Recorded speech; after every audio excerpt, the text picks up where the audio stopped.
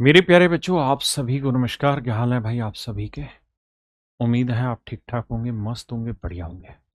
मेरे बच्चों, अब मैं आपको वेन डायग्राम के कुछ क्वेश्चन करा रहा हूँ, लेकिन वेन डायग्राम के लिए भी जो बेसिक्स हैं, क्योंकि वेन डायग्राम में 6 से 7 सवाल अभी तक पूछे जा चुके हैं। 2024 में भी वेन डायग्राम पे सवाल पूछा हुआ है।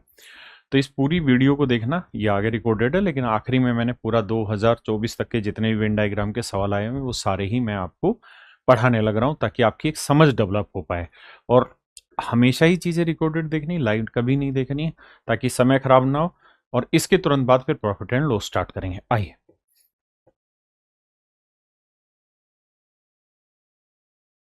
मेरे प्यारे बच्चों, आप सभी को नमस्कार। क्या हाल है आप सभी के? उम्मीद है आप ठीक ठाक होंगे, मस्त होंगे, बढ़िया होंगे, तंदुरुस्त होंगे।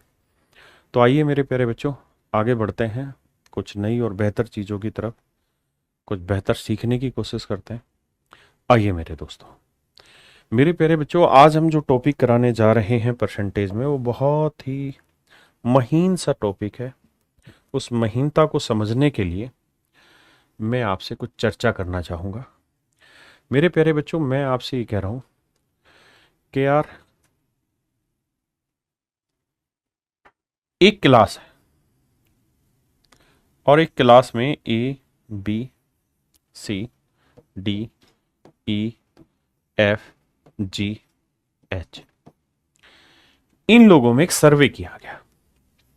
टॉपिक का क्या नाम है परसेंटेज के इस कॉन्सेप्ट का, वो भी बताऊंगा, पर पहले सीखिए। ए, बी, सी, डी, ई, एफ, जी, एच करके कुछ बच्चे, 3 3 6 2 8 बच्चे। इन 8 बच्चों में, मेरे प्यारे बच्चों, एक सर्वे किया गया। 8 बच्चों में एक सर्वे किया गया। क्या सर्वे किया कि भाई, आप 8 बच्चों में से कितने ऐसे बच्चे हैं जो आइसक्रीम खाना पसंद करेंगे, और कितने ऐसे बच्चे हैं जो चॉकलेट खाना पसंद करेंगे। कितने बच्चे आइसक्रीम खाना पसंद करेंगे मेरे प्यारे बच्चों, और कितने बच्चे चॉकलेट खाना पसंद करेंगे। जब बात हुई तो पूछा गया कि भाई ये बताओ, कितने बच्चे आइसक्रीम खाना पसंद करेंगे और कितने बच्चे चॉकलेट खाना पसंद करेंगे।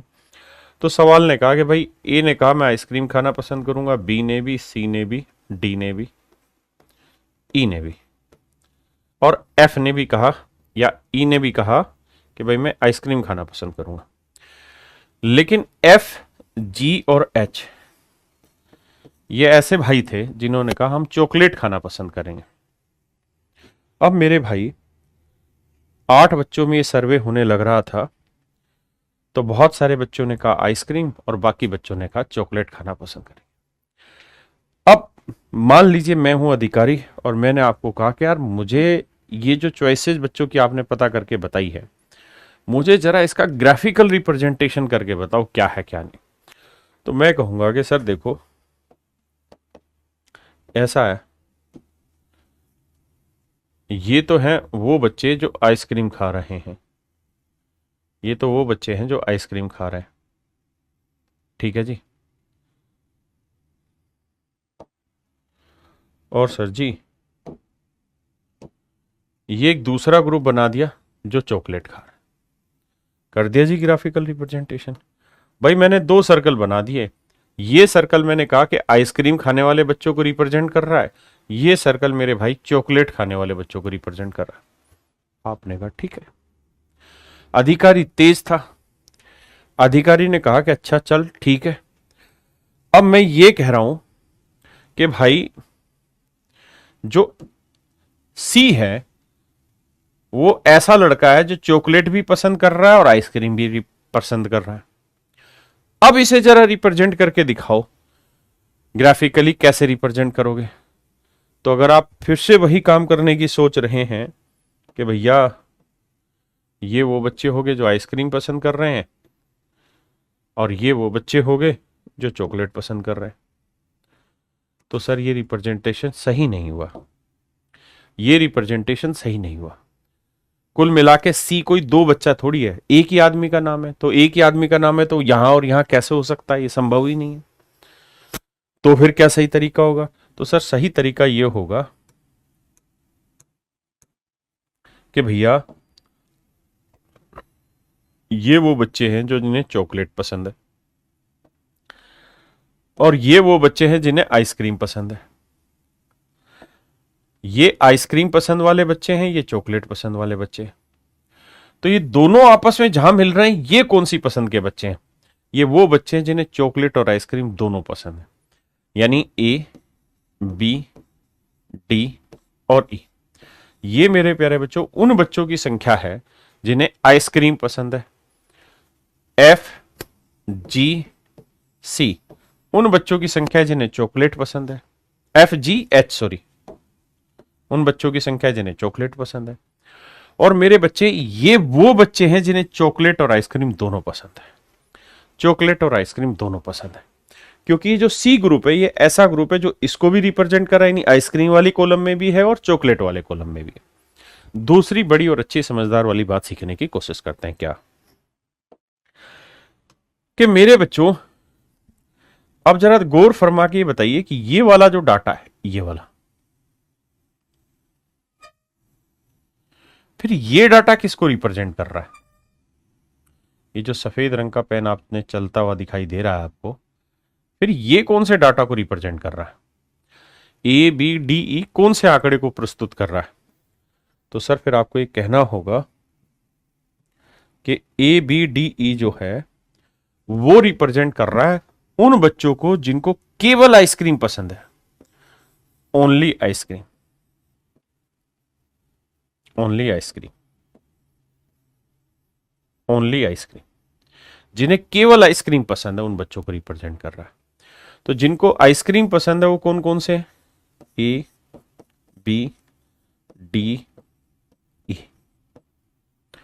और मेरे बच्चों ये बताइए, ये कौन से बच्चे हैं जिनको ये बैंगनी या पिंक कलर में समेटा है मैंने? तो आप कहेंगे सर ये बच्चे हैं वो जिनको केवल चॉकलेट पसंद है, ओनली चॉकलेट पसंद है।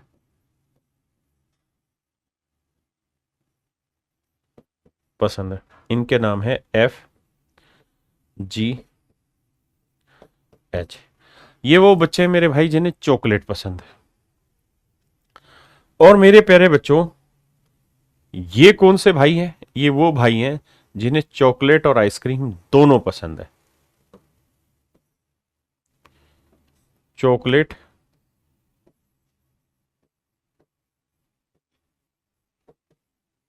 And ice cream both.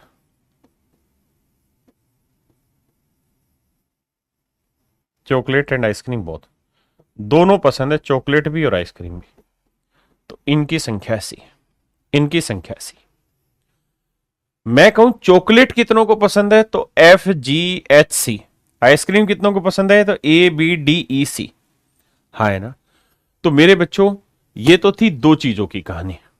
अब हम करते हैं तीन पे भी आगे काम करेंगे, चार पे भी आगे काम करेंगे। चार पे नहीं आता पेपर में, दो पे ही पूछा जाता है, लेकिन तीन पे काम करेंगे। तो मेरे भाइयों यहां से आपको कुछ चीजें समझ में आई होंगी। एक बार जरा कमेंट करके बता दीजिए मुझे कि अब मैं परसेंटेज में कौन सा कॉन्सेप्ट पढ़ाने जा रहा हूं। जी बहुत बढ़िया, बहुत बढ़िया, बिल्कुल सही आपने बताया। मैं आपको परसेंटेज में पढ़ाने जा रहा हूं वेन डायग्राम, वेन आरेख, वेन डायग्राम, वेन आरेख, वेन आरेख। तो मेरे प्यारे बच्चों वेन आरेख में कुछ रिप्रेजेंटेशन होता है और उनकी क्या क्या मतलब होता है वो सारी बातें समझाता हूं। ध्यान देना, ये जो ब्रैकेट इस तरह से रेक्टेंगल बनी होती है ये रिप्रेजेंट कर रही होती है कंप्लीट को, कंप्लीट या ग्रुप को।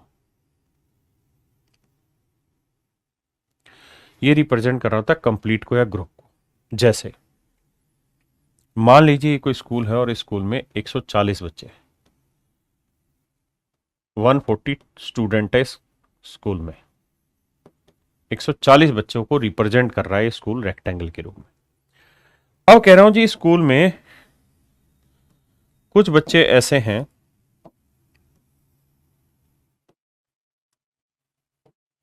कुछ बच्चे ऐसे हैं जिनको क्रिकेट खेलना पसंद है, जिनको क्रिकेट खेलना पसंद है। मान लीजिए 80 बच्चे वो हैं जिन्हें क्रिकेट खेलना पसंद है। कुछ भाई ऐसे हैं जिनको हॉकी खेलना पसंद है। कुछ भाई ऐसे हैं जिन्हें हॉकी खेलना पसंद है।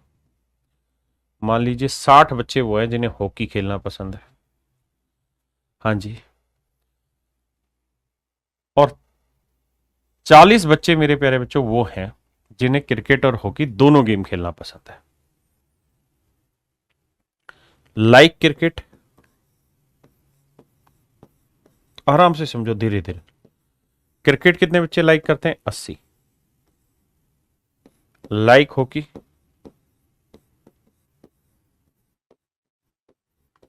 हॉकी कितने लाइक करते हैं? 60। और लाइक बोथ, दोनों कितने खेलना पसंद करते हैं? Hockey and cricket. तो ये है मेरे बच्चे 40। अब मैं आपसे ये जानना चाहता हूं कि भाई ओनली क्रिकेट खेलने वाले कितने? ओनली क्रिकेट खेलने वाले बच्चे कितने? क्रिकेट खेलने वाले बच्चे कितने? तो आप मुझे कहेंगे सर ध्यान से देखिए, ये जो कॉलम है ना, यहां से यहां तक का, ये है ओनली क्रिकेट का। ये वाला गोला है ओनली क्रिकेट का, जिसमें बच्चा केवल क्रिकेट खेलता है। मेरे प्यारे बच्चों, ओनली क्रिकेट का मतलब ओनली क्रिकेट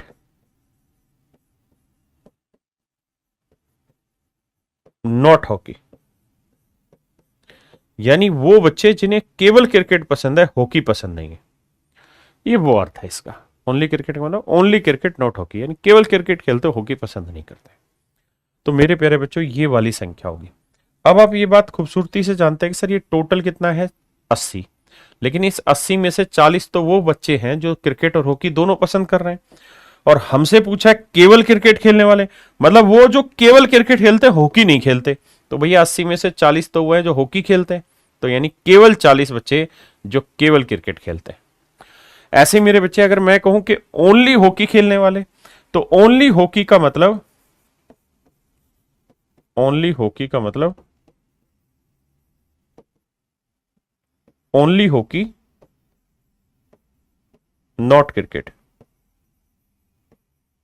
कि केवल हॉकी खेलते हैं, क्रिकेट नहीं। केवल हॉकी खेलते हैं मेरे प्यारे बच्चों, क्रिकेट नहीं। अब कोई फालतू कमेंट नहीं, अब सिर्फ पढ़ने पे ध्यान दो, फिर बाद में बात करें। तो मेरे भाई, टोटल हॉकी खेलने वाले 60 बच्चे हैं, और मैं पूछ रहा हूं ओनली हॉकी। ओनली हॉकी का मतलब जो क्रिकेट नहीं खेलते।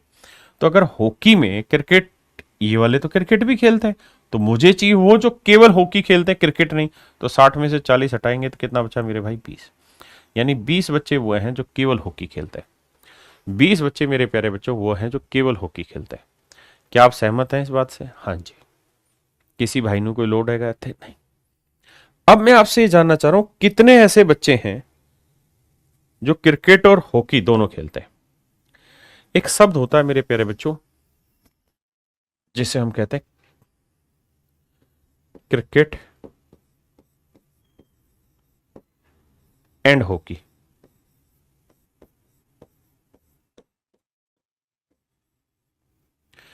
इस एंड शब्द का मतलब होता है वेन डायग्राम में इंटरसेक्शन। इंटरसेक्शन, इंटरसेक्शन को और साधारण शब्दों में कहें तो कॉमन, और साधारण शब्दों में कहें तो उभयनिष्ठ। उभयनिष्ठ, उभयनिष्ठ। यानी वो बच्चे जो क्रिकेट और हॉकी दोनों में जुड़े हुए हैं, वो बच्चे हैं 40, यानी जो दोनों में कॉमन है। लेकिन अगर मेरे प्यारे बच्चों में शब्दों का इस्तेमाल करूं, क्रिकेट और हॉकी, ओ आर, हॉकी, इस और का मतलब होता है या, क्रिकेट या हॉकी। तो क्रिकेट और हॉकी का मतलब है वो बच्चे जो क्रिकेट और हॉकी कुल मिला के खेलते हैं, यूनियन।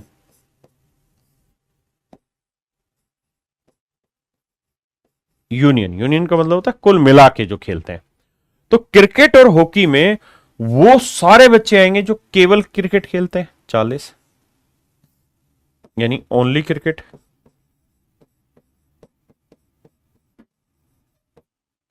ओनली हॉकी और ओनली हॉकी हो गया, और क्रिकेट एंड हॉकी बोथ।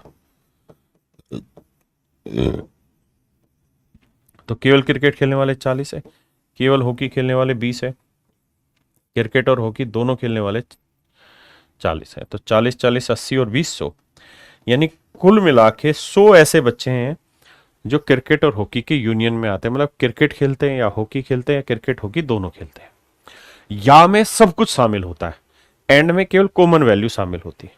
हाँ जी,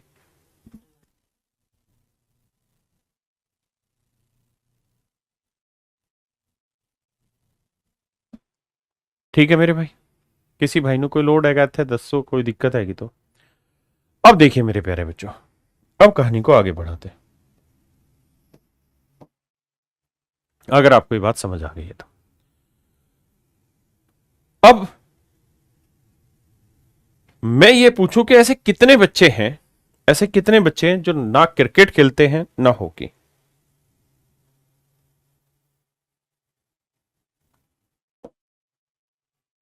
ऐसे कितने बच्चे हैं जो ना तो क्रिकेट खेलते हैं ना hockey. Neither cricket nor hockey, neither cricket nor hockey.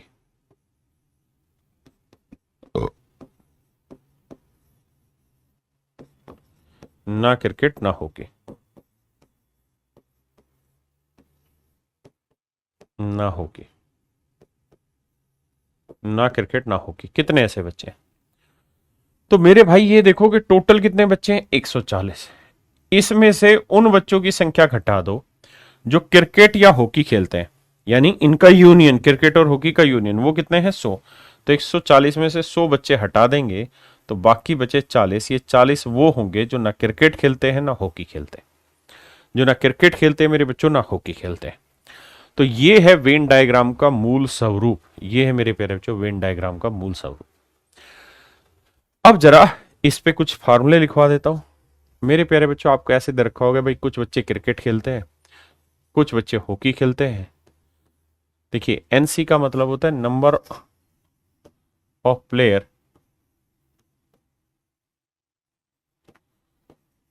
Who plays hockey, who plays cricket, cricket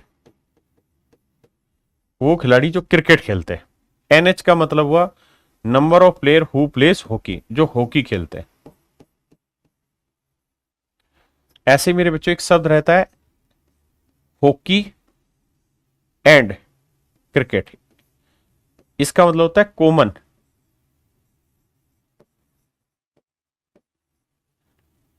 and इसकी जगह एंड होता है, हॉकी एंड क्रिकेट का मतलब हॉकी और क्रिकेट में दोनों में जो कॉमन है। तो ये रहता है, इसका मतलब है number of player who plays both game, who plays both, जो दोनों गेम खेलते हैं। और मेरे प्यारे बच्चों एक होता है हॉकी यूनियन क्रिकेट, इस उल्टे साइन को इंटरसेक्शन लिखते हैं, उल्टे यू को इंटरसेक्शन माने कॉमन, और मेरे प्यारे बच्चे इसको लिखते हैं यूनियन, जो अभी अर्थ बताया। यूनियन का मतलब है नंबर ऑफ प्लेयर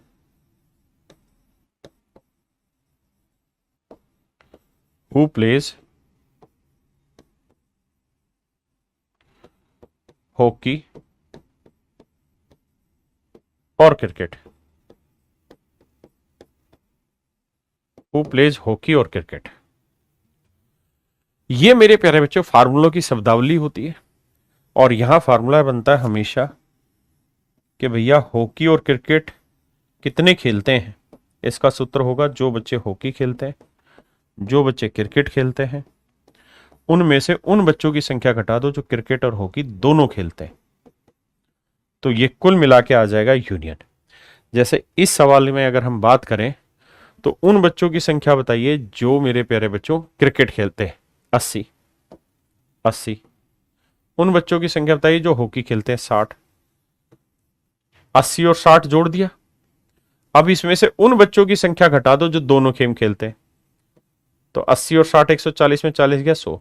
तो यानी 100 बच्चे ऐसे हैं जो या तो क्रिकेट खेलते हैं या फिर हॉकी खेलते हैं, या तो मेरे प्यारे बच्चों क्रिकेट खेलते हैं या फिर हॉकी खेलते हैं। बहुत ध्यान से सुनो, मुझे पता है बहुतों को समझ नहीं आ रहा, लेकिन धीरे धीरे सीखने की कोशिश करो, भागने की कोशिश ना करो। तो अगर कोई आपसे पूछे कि भाई कुल मिला के कितने बच्चे हॉकी और क्रिकेट खेल रहे हैं, तो इसका मतलब होगा कि इन दोनों के जोड़ में से ये घटा देना। क्यों घटा देना, इस पॉइंट को भी समझने की कोशिश करना।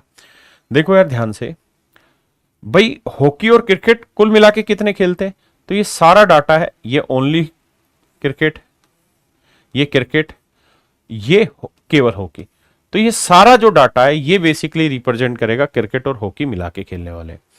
अब कहानी क्या होती है कि एक ये वाला जो आंकड़ा है ना, ये जो कॉमन वाला, एक बार तो जुड़ना ही चाहिए इसके अंदर, लेकिन दूसरी बार ये बाकी का हिस्सा लेना चाहिए, यानी ये वाला हिस्सा नहीं लेना चाहिए।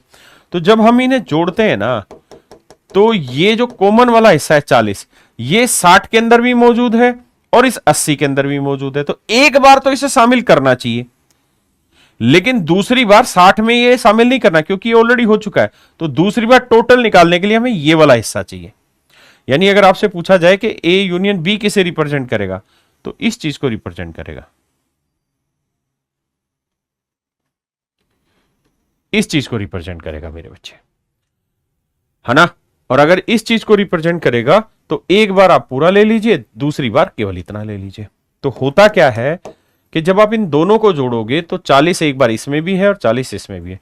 तो बेटर तरीका ये कि इन दोनों को जोड़ो, इसमें से कॉमन हटा दो, तो आ जाएगा आपके पास टोटल नंबर ऑफ स्टूडेंट। आइए मेरे बच्चे, अब इन पे धीरे धीरे सवाल उठाने शुरू करते हैं।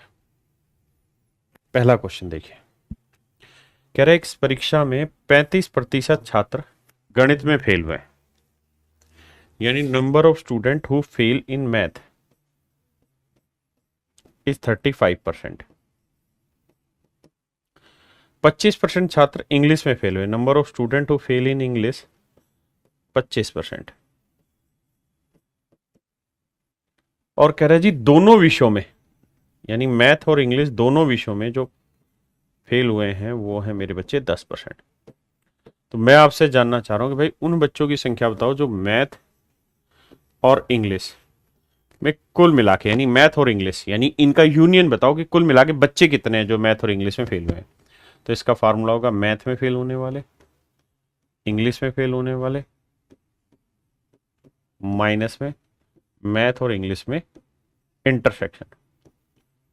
तो मेरे प्यारे बच्चों, मैथ में फेल होने वाले 35 है, इंग्लिश में फेल होने वाले 25 है, दोनों में फेल होने वाले 10 है।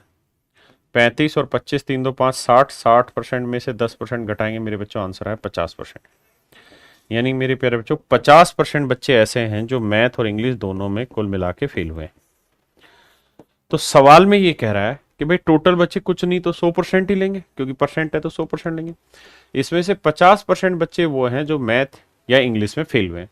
तो बाकी कौन से बच्चे होंगे, बाकी वो बच्चे होंगे जो ना मैथ में फेल हुए होंगे ना इंग्लिश में फेल हुए, मतलब 100 में 50 गया 50। तो बाकी 50% बच्चे वो होंगे जो मैथ और इंग्लिश दोनों में पास हुए। मेरे प्यारे बच्चों, ये तो तरीका है इस सवाल को सोल्व करने का फार्मूले से। अब हम चर्चा करते हैं इस सवाल को वेन डायग्राम से कैसे सोल्व किया जाए, क्योंकि हमें धीरे धीरे दोनों ही चीजों पे पकड़ बनानी है। और छोटे सवालों में वेन डायग्राम बहुत काम करेगा, बड़े सवालों में फार्मूला भी काम आ जाता है। देखिए जी, दो चीजें, तो एक मान लो मेरे प्यारे बच्चों मैथ में फेल होने वाले 35% है, एक मान लो इंग्लिश में फेल होने वाले 25% है, और मेरे प्यारे बच्चों दोनों में फेल होने वाले 10%। तो कुल मिला के कितने फेल हुए हैं मैथ या इंग्लिश में, तो उसका तरीका है 35 और 25 का जोड़ करोगे 60, 60 में से 10 हटा दो तो आंसर आएगा 50। यानी 50% भाई ऐसे बच्चे हैं जो मैथ या इंग्लिश में फेल हुए। तो 100 में से 50% हटा देंगे तो बाकी 50% कौन से होंगे, वो होंगे जो दोनों में पास हुए। अगर पूछे केवल मैथ में कितने फेल हुए, तो 35 में 10 गया 25%। केवल इंग्लिश में कितने फेल हुए, 25 में 10 गया 15%। So these are your answer my dear. आइए भाई, कहते हैं एक परीक्षा में 65% छात्र गणित में पास हुए, 48% छात्र भौतिकी में। देखिए यार, दो गोले बनाएंगे, सवाल में कह रहा है 65% बच्चे ऐसे हैं जो मैथ में पास हुए, 48% बच्चे फिजिक्स में पास हुए, और भैया दोनों में कुल मिला के 30% बच्चे जो पास हुए। तो जोड़ेंगे तो 65 और 48 का जोड़ करेंगे, 8 5 13, 6 4 10 और 11, है ना। तो 113% में से ये 30% हटा दीजिए, 30% हटाएंगे तो आएगा 83%। यानी 83% बच्चा ऐसा होगा जो मैथ या फिजिक्स में कुल मिला के पास हुआ है। 83% बच्चा ऐसा है जो मैथ या इंग्लिश में कुल मिला के पास हुआ है, जिसमें मैथ वाले भी आ गए, इंग्लिश वाले भी आ गए, मैथ और इंग्लिश दोनों वाले भी आ गए। हाँ जी, तो भाई टोटल इसे फार्मूले से भी निकालेंगे तो ये आएगा NM plus NP minus N M intersection P, formula भी लगा लेना। तो 100% में से 83% बच्चे ऐसे हैं जो पास हुए, तो किसी ना किसी एक सब्जेक्ट में, चाहे मैथ में हो केवल में, या केवल इंग्लिश में, केवल फिजिक्स में हुए हो, या दोनों में। तो बाकी 17% कौन होंगे? बाकी 17% वो बच्चे होंगे जो मैथ फिजिक्स दोनों में पास हुए। तो ऑप्शन ए।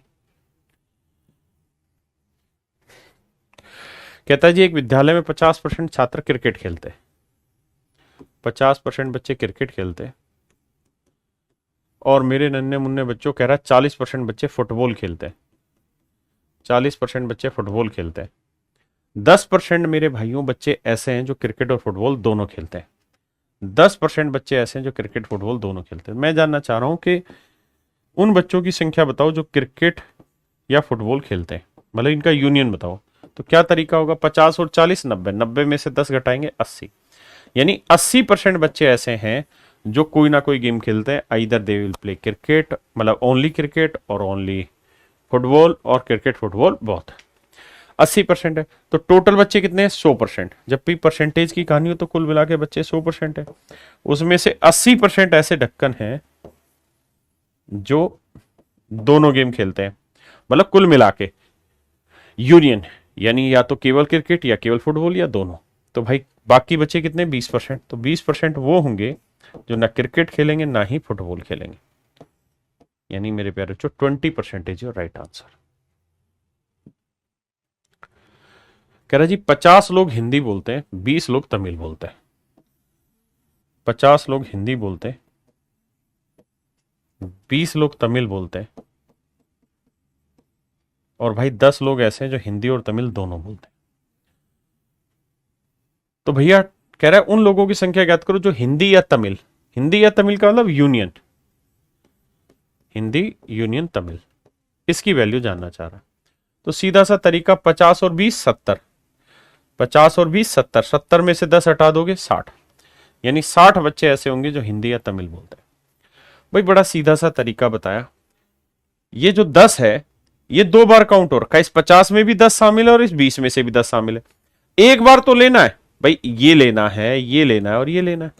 तो इस 50 के अंदर ये भी शामिल है, ये भी शामिल है, लेकिन इस 20 में से मुझे ये लेना है, ये दोबारा नहीं लेना। तो करेंगे क्या? 50 और 20 का जोड़ करके जो ये चीज है ये घटा देंगे। फार्मूले में भी आप यही करते हैं। कहते हैं एक परीक्षा में 60% छात्र गणित में पास हुए,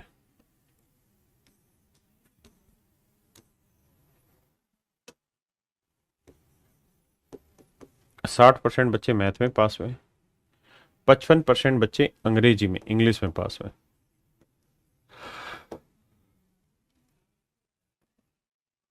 और कह रहा है हर कोई विद्यार्थी ऐसा जो किसी न किसी विषय में पास हुआ है, हर कोई विद्यार्थी ऐसा जो किसी न किसी विषय में पास हुआ है।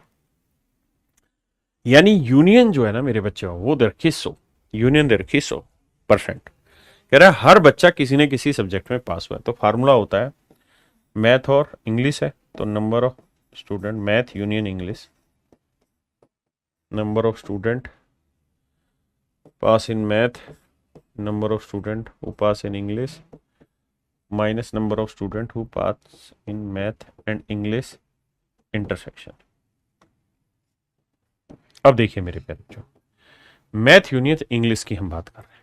तो कह रहा है हर बच्चा किसी न किसी सब्जेक्ट में पास हुआ है, यानी 100 के 100% बच्चे ऐसे हैं जो मैथ या इंग्लिश में पास हुए। मैथ में कितने पास हुए? 60। इंग्लिश में पास कितने हुए? 55%। तो कॉमन की वैल्यू क्या होगी? 60 और 55, 115, 115 में 100 हो गया तो x की वैल्यू आ गई 15%। यानी 15% बच्चे वो हैं जो कॉमन में पास हुए। अब यहां कैसे निकालें? तो भैया इन दोनों का जोड़ कर लो। 60 और 55 कितने हो गए? 115। तो इस हिसाब से तो 115 बच्चे पास हुए, लेकिन सच ये है कि 100% बच्चा ही पास हुआ है। तो ये 15% फालतू कहां से आ रहा है? ये वो 15% है जो इधर भी काउंट हो गया और इधर भी काउंट हो गया, इस वजह से आ रहा है। हाँ जी, जो भाई अभी भी इस बात को नहीं समझते वो इसको ऐसे करें कि मान लेते हैं कि मैथ और इंग्लिश दोनों में कुल मिला के x बच्चे पास हो रहे हैं, तो केवल मैथ में कितने पास होंगे? 60 माइनस एक्स। और केवल इंग्लिश में तो भैया पूरा इंग्लिश है, 55 में से x घटाएंगे तो केवल इंग्लिश 55 माइनस एक्स। तो टोटल बच्चे कितने? 60 minus x plus x, 55 minus x, और टोटल बच्चे हैं 100%। अब भाई x से x काटा तो यहां से x की वैल्यू निकालोगे वही 15 आएगी, यानी परसेंटेज है तो 15%। हाँ है ना? देखिए धीरे धीरे स्नेही स्नेही बात पल्ले पड़ती है, मैं भी जानता हूं आप, लेकिन अभी इस पे फोकस करिए। अब देखो मेरे प्यारे बच्चों, इस सवाल में कह रहा है एक 60 छात्रों की कक्षा में 40% केवल हिंदी बोलते हैं। कहता है 60 बच्चों की क्लास है,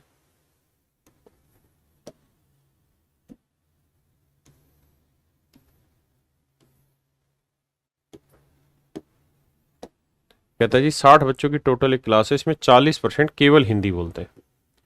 ओनली हिंदी वाले 40% है, 25% केवल इंग्लिश बोलते हैं। और कह रहा है बाकी बच्चे ऐसे जो दोनों भाषा बोल सकते हैं, तो कितने छात्र ऐसे जो इंग्लिश बोल सकते हैं? तो मेरे प्यारे बच्चों ऐसे समझो, अब देखो जो फार्मूला है ना, हमारा फार्मूला है भाई, जैसे क्या क्या है इसमें, हिंदी और दूसरा इंग्लिश, तो हिंदी यूनियन इंग्लिश, ये बराबर होगा Hindi English, Hindi intersection English. अब आप देखेंगे कि इसमें कोई सा भी फार्मूला ऐसा नहीं था जिसमें हम ये कह दें कि ओनली हिंदी या ओनली इंग्लिश का है। ये कंप्लीट हिंदी का, ये कंप्लीट इंग्लिश का, और ये दोनों का कॉमन है। तो ये सवाल फार्मूले से फंस जाएगा, इसलिए मैंने वेन डायग्राम पढ़ाया। फंस नहीं जाएगा, खो तो उससे भी जाएगा, लेकिन क्यों परेशान हुआ जाए। ये सवाल ऐसा है जिसमें थोड़ी सी मेहनत अगर आप इस पे कर दोगे तो वेन डायग्राम से जल्दी निकल जाएगा। अब आपको सिर्फ ये सोचना है कि भाई टोटल है बच्चे 100%, ये बच्चे हैं 25%, ये बच्चे हैं 40%, तो 40 और 25 कितने हो गए? 65%। तो 100 में से मेरे प्यारे बच्चों 65% घटा दोगे तो बच्चे कितने? 35%। यानी इसका मतलब ये हुआ मेरे भाई 35% बच्चे ऐसे हैं जो दोनों में कॉमन है। 35% बच्चे मेरे प्यारे बच्चों ऐसे हैं जो दोनों में कॉमन है, यानी हिंदी और इंग्लिश दोनों में कॉमन है। अब मैं आपसे सवाल में ये पूछना चाहता हूं कि भाई हिंदी कितने बच्चे पढ़े हैं या इंग्लिश कितने बच्चे बोलते हैं? तो इंग्लिश कितने बच्चे बोल रहे हैं ये अब आपके लिए आसान है। कैसे? टोटल जोड़ोगे तो 25 और 35 का जोड़ कितना हुआ? 50। तो 50% मेरे प्यारे बच्चों हिंदी ना इंग्लिश बच्चे बोलते हैं। 35 और 25 कितना हुआ? 50 नहीं 60%, सॉरी माफ करना। यानी 60% बच्चे ऐसे हैं मेरे भाई, हाँ जी रोहित, 60% बच्चे ऐसे हैं जो आपके इंग्लिश बोलते हैं। लेकिन वो नहीं कह रहा कितने परसेंट, कह रहा कितने बच्चे। तो भाई टोटल बच्चे कितने हैं? 60। तो 60 का 60% निकालो तो मेरे भाई आया 36। यानी 36 बच्चे ऐसे हैं मेरे प्यारे बच्चों जो अंग्रेजी बोलते हैं। केवल अंग्रेजी नहीं, अंग्रेजी बोलते हैं। मैं कहूं हिंदी कितने बोलते हैं? तो 40 और 35, 75% हिंदी बोलते हैं। हाँ जी, समझे भाई मेरी बात?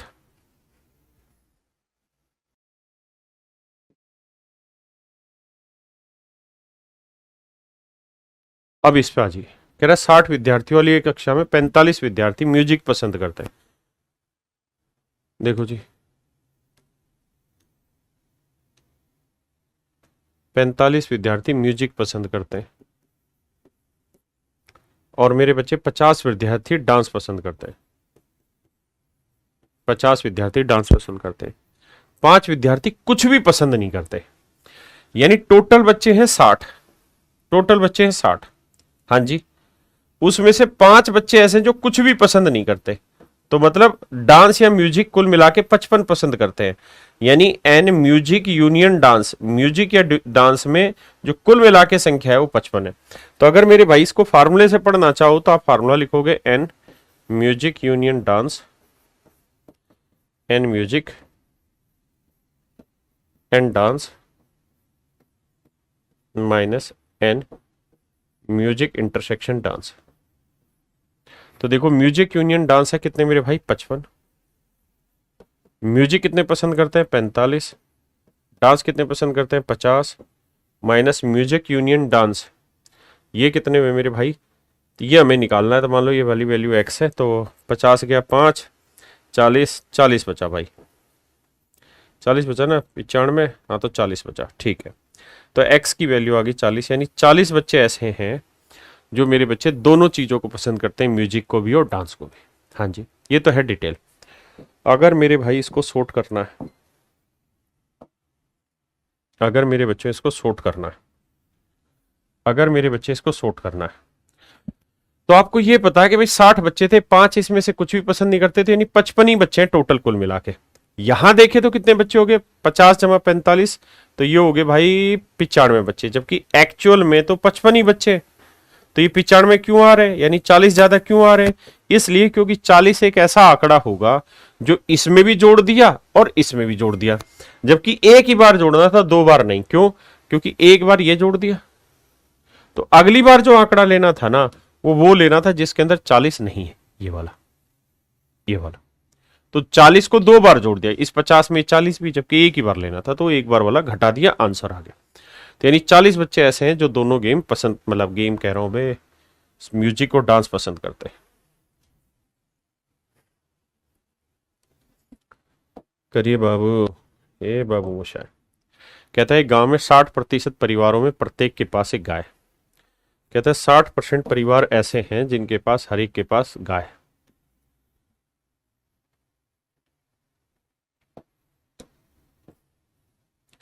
साठ परसेंट घर ऐसे जिनके पास गाय है, 30% के पास भैंस है, बफेलो है, और 15% घर ऐसे हैं मेरे प्यारे बच्चों जिनके पास गाय और भैंस दोनों है, गाय और भैंस दोनों है। हाँ जी, गाय और भैंस दोनों है।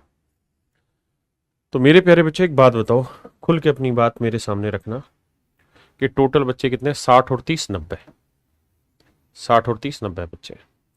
इसमें से 15 ऐसे हैं जो 2 बार जोड़े गए, तो ये 15 हटा दो, तो कुल मिला के बच्चे कितने 75, यानी 75% बच्चे ही ऐसे हैं जो, या 75% ही घर ऐसे हैं जिनमें गाय या भैंस रहती है।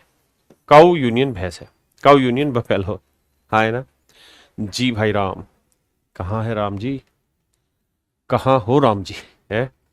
तो मेरे प्यारे बच्चों 75% घर ऐसे हैं जिनमें कोई ना कोई जानवर है, गाय है या भैंस है, या गाय भैंस दोनों है। तो गाय यूनियन भैंस आ गया 75%, मतलब 100% घरों में से 75% घरों में कोई ना कोई जानवर है, तो बाकी कितने बचे 25%। तो बाकी 25% घर ऐसे होंगे जिनमें कोई भी जानवर नहीं होगा। मतलब टोटल घर कितने इधर रखे, 96। सर हाईलाइट करके दिखा दिया करो ताकि नजर पड़ जाए। सवाल में कहा था कुल मिला के 96 घर है। इफ देर आर 96 फैमिलीज, अगर कुल मिला के 96 फैमिली है गांव में, तो भाई कहानी बताओ क्या होगी। तो कह रहा है जी 25% घरों में कोई जानवर नहीं, 25% घरों में कोई जानवर नहीं। 25% की फ्रैक्शन 1/4, 4 से काटेंगे 24, तो 24 घर मेरे भाई ऐसे हैं जिनमें कोई जानवर नहीं, 24 घर ऐसे मेरे बच्चे जिनमें कोई जानवर नहीं। हाँ जी पढ़िए जी।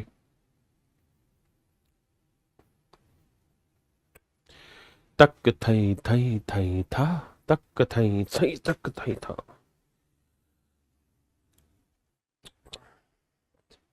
ए जाते हुए लम्हों जरा ठहरो, जरा ठहरो, मैं भी तो चलता हूँ, कुछ बातें करता हूँ।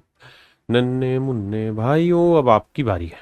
देखिए फालतू कमेंट ना करो, सीधा सवाल पे आंसर निकाल के लाओ। कहते हैं एक परीक्षा में 67% छात्र गणित में पास हुए, 53% अंग्रेजी में पास हुए, 25% दोनों में पास हुए। तो भैया कितने बच्चे हैं टोटल निकाल लो भाई। 67% मुझे निकालना है मैथ और इंग्लिश दोनों में यूनियन की वैल्यू क्या है। तो भाई मैथ में कितने हुए, इंग्लिश में कितने हुए, और मैथ और इंग्लिश दोनों में इंटरसेक्शन कितने। तो मैथ में मेरे प्यारे बच्चों 67%, इंग्लिश में मेरे बच्चे 53%, मैथ और इंग्लिश दोनों में है 25%।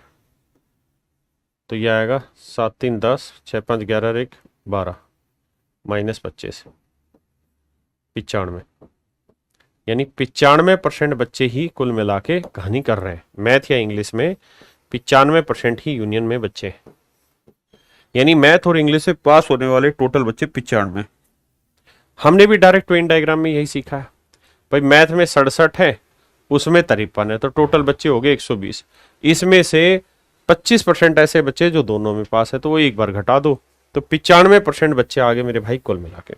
तो टोटल 100% बच्चे होते हैं। आप कहेंगे हाँ, तो 100 में से 95% वो है जो किसी न किसी में पास हुए, तो बाकी कितने बचे 5%।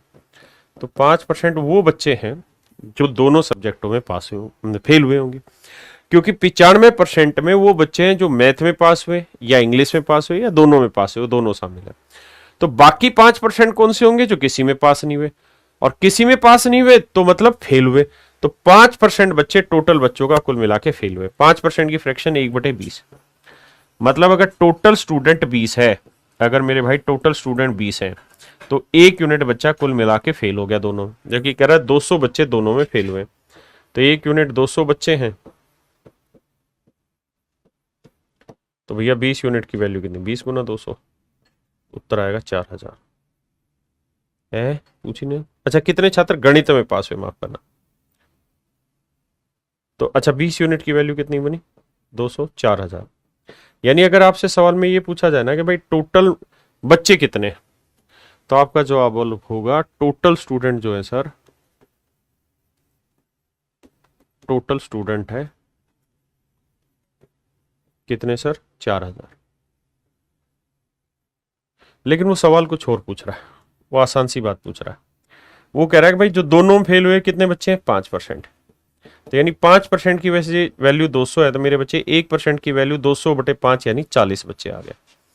तो कह रहा हूं उन छात्रों की संख्या ज्ञात करो जो गणित में पास है, लेकिन केवल गणित में पास है, केवल गणित में पास है। तो मेरे बच्चे बताओ मैथ में कितने पास है, 67। इस 67 में से 25 बच्चे वो भी तो है जो मैथ और इंग्लिश दोनों में पास है। तो भैया 67 में से 25 घटा दो, तो 7 में 5 गया 2, 6 में 2 गया 4, तो 42% बच्चे ऐसे हैं जो केवल मैथ में पास है। तो 42% की वैल्यू कितनी, तो 1% की वैल्यू 40, तो 42 की कितनी, 1680 है ऑप्शन। तो आंसर आया 1680। ये मेरा आंसर हो गया। जिन भाइयों को पल्ले कम पड़ा है उनको दोबारा से इस कहानी को समझा देता हूं वेन डायग्राम बना के भी, कि इतना उदास ना हो।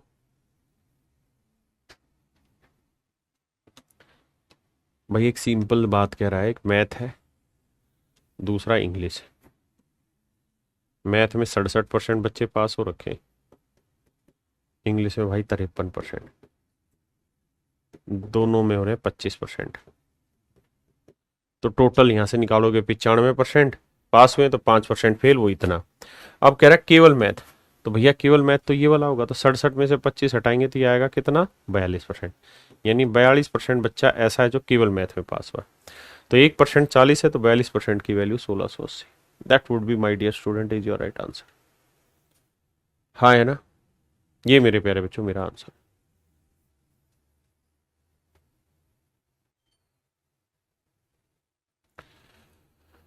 करिए भैया।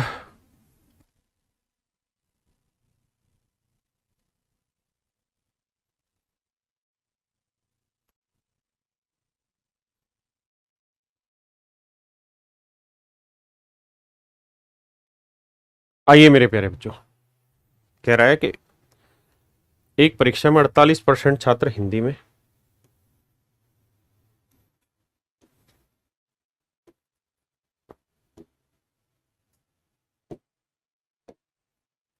हिंदी में फेल हुए भाई 48% बच्चे। ध्यान से समझना, 32% छात्र हिस्ट्री में फेल हुए, हिस्ट्री में 32% बच्चे फेल हुए, ई से डिनोट कर देते इतिहास को। 20% बच्चे दोनों विषयों में फेल हुए।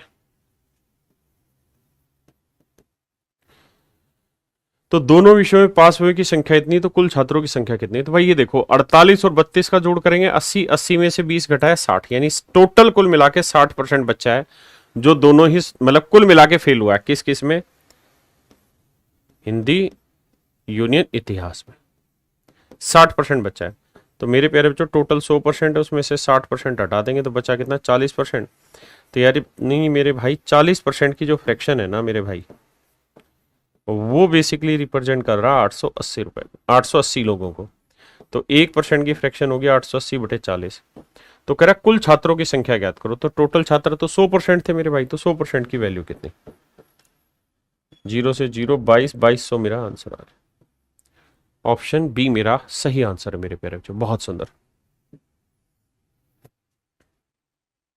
कहता है एक परीक्षा में 600 छात्रों ने परीक्षा दी, 35% छात्र भौतिकी में फेल हुए, 45% छात्र रसायन में फेल हुए, और भाई 20% छात्र दोनों में फेल हुए। तो बताइए दोनों विषयों में कितने पास हुए?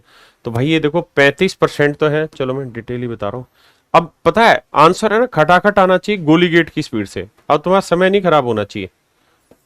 कह रहा भैया फिजिक्स में 35% बच्चे फेल हुए, 45% बच्चे केमिस्ट्री में फेल हुए, और 20% बच्चे दोनों में फेल हुए। 20% बच्चे दोनों में फेल हुए। तो टोटल फेल कितने? 45 और 35 70, 80, 80 में 20 गया, 60% बच्चे कुल मिला के फेल हुए। तो भैया टोटल 100% है, 100% में यूनियन 60 है, तो बाकी 40 कौन से हुए? वो जो दोनों में पास हुए होंगे। तो दोनों में जो पास हुए हैं वो 40% है, और हमें 600 टोटल बच्चे दे रखे हैं। तो 600 का 40% निकालना है, 6 चौक 24, 240 मेरे बच्चे मेरा आंसर होगा। मेरे नन्हे मुन्ने मेरे प्यारे बच्चों 240 is your right answer, 240 is your right answer.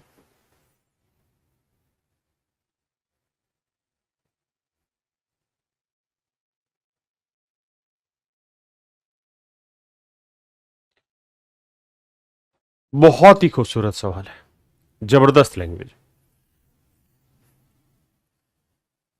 मैं इस सवाल को समझाने से पहले आपको कुछ कहना चाहता हूं।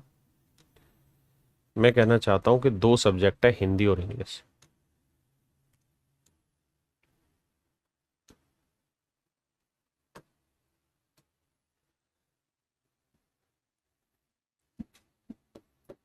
हिंदी और इंग्लिश सिर्फ समझने की कोशिश करना। अगर मेरे बच्चे, मैं आपको ये कहूंगे भाई मुझे टोटल बच्चों की संख्या बताओ कितनी है, यूनियन को रिप्रेजेंट करके दिखाओ, तो आप कहेंगे ये यूनियन है सर।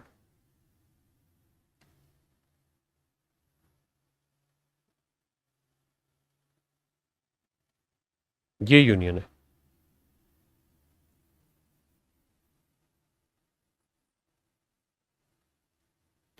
ये मेरे प्यारे बच्चों यूनियन। ये मेरे नन्हे मुन्ने प्यारे बच्चों यूनियन है। ये क्या है? यूनियन है। इस बात को ध्यान रखना। ये रिप्रेजेंट पता है किसे कर रहा है? ये रिप्रेजेंट कर रहा है एन, हिंदी यूनियन इंग्लिश को। ये है वो सारा डाटा जो हिंदी यूनियन इंग्लिश को रिप्रेजेंट कर रहा है। मतलब कंप्लीट है, थोड़ा गैप तो मैंने इसलिए छोड़ा कि लाइन बाहर ना चली जाए। अब मेरे बच्चों मैं कुछ जानना चाहता हूं आपसे, कुछ समझना चाहता हूं, उसकी तरफ दिमाग दौड़ाना। मैं कहूं कि भाई 40 बच्चे ऐसे हैं जो केवल हिंदी में पास हुए हैं। शब्दों को ध्यान से सुना। 40 बच्चे ऐसे हैं जो केवल हिंदी में पास हुए हैं। 20 बच्चे ऐसे हैं जो हिंदी और इंग्लिश दोनों में पास हुए हैं। और यार 25 बच्चे ऐसे हैं जो इंग्लिश में पास हुए। 25 बच्चे ऐसे हैं जो इंग्लिश में पास हुए। हाँ जी, मानते। अब मैं आपसे ये जानना चाहता हूं, ओनली, बड़े शब्दों को ध्यान से समझना, ओनली पास इन हिंदी, केवल हिंदी में पास होने वाले बच्चों की संख्या क्या है? कोई भी डाटा लेके मैंने बात समझा दी आपको। आपने कहा जी 40। केवल हिंदी में पास होने वाले बच्चे हैं 40। ठीक है जी, ओनली पास इन इंग्लिश, केवल इंग्लिश में पास होने वाले। तो आपने कहा सर ये भी बात आसान है, 25 आपने लिखा ही है। अब मैं आपको कहूं टोटल स्टूडेंट कितने, हिंदी में लिखता हूं भाई कुल छात्र कितने, तो आप कहोगे सर कुल छात्र अगर आपको पढ़ने हैं तो आप करो 40 जमा 20 जमा 25, 5 2 4 2 6 2 8 85, यानी 85% बच्चे ऐसे हैं, मतलब टोटल कुल मिला के 85 बच्चे मेरे भाई, टोटल कुल मिला के मेरे बच्चे कितने, 85 बच्चे। मेरे नन्हे मुन्ने प्यारे बच्चों कुल मिला के 85 बच्चे, कितने बच्चे हैं भाई, 85, कुल मिला के मेरे भाई 85 बच्चे हैं, इस बात को ध्यान रखिए, कुल मिला के 85 बच्चे हैं। ठीक है, अब मैं आपसे यही जानना चाहता हूं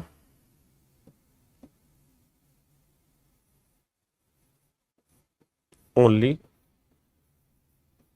fail in reasoning, only fail in English, केवल इंग्लिश में कितने बच्चे फेल हुए,